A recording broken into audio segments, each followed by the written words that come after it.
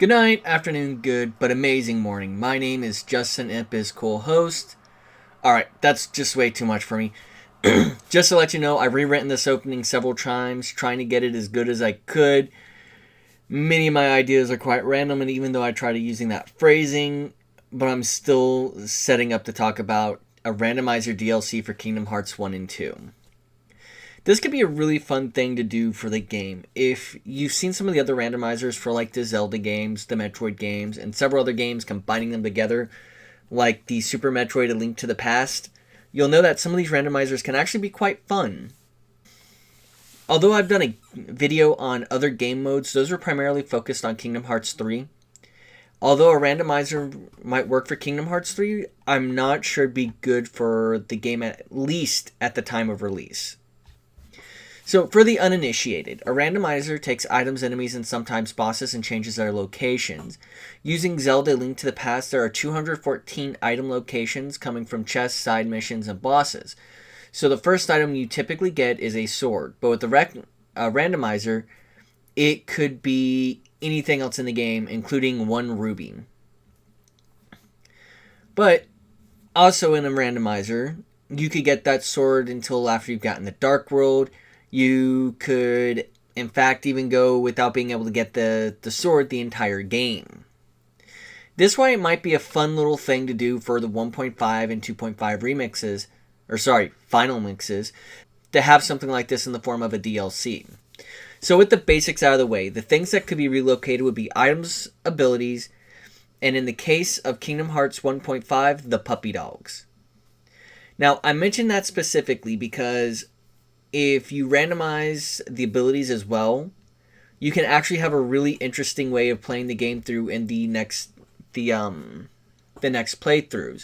This would mean you'd see so much fun. So on Destiny Islands, there is a location during the race on the second day that there's a protect chain up on this little ledge. It could dramatically change the way you play the game, because whenever you go up to that location, which a lot of people don't get anymore because it's kind of obscure, it's there, but people are like, well, I don't really need it. Then all of a sudden, you get the Ultima Keyblade. Right off the beginning, you get the Ultima Keyblade.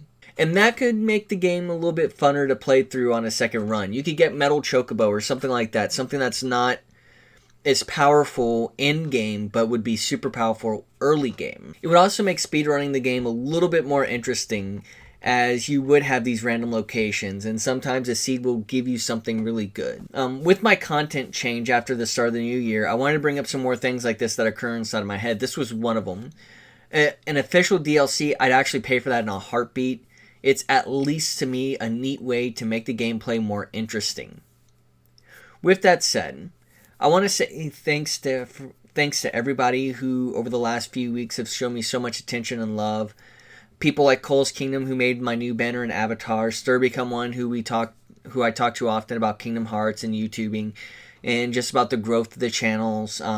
We're becoming close.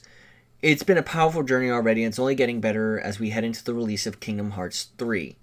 We're going to be doing much better, and so that people know, my resolution for this coming year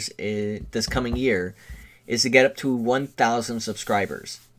It's a lofty goal, but I'm going to do my best to get there. I'd love it if you guys could like and subscribe to the video if you haven't already. And in the comments below, tell me if you'd want to play a randomizer for Kingdom Hearts 1 and 2. If you think it'd be fun to do in Kingdom Hearts 3, for like also randomizing the missions for like upgrading Keyblades and things like that. And if you don't like the video, tell me why. Tell me down in the comments below. At least I know what to do to improve my things for you. With that said, I want to say good morning, good afternoon, good night, whatever time of day it is for you, and may joy be to you all.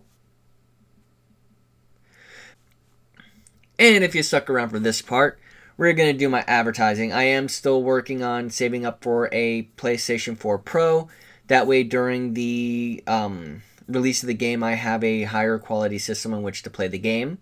I will be getting my Elgato shortly, but Best Buy kind of botched the job with making it available for me to get early. And my mom, who bought it for me as a Christmas gift, won't be back until after the thing is expired. So we've got our fingers crossed. We're figuring out what we can do for it. Again, I want to say thank you to all you guys. You stick around. You show me a lot of support. Good morning, good afternoon, and may joy be to you all.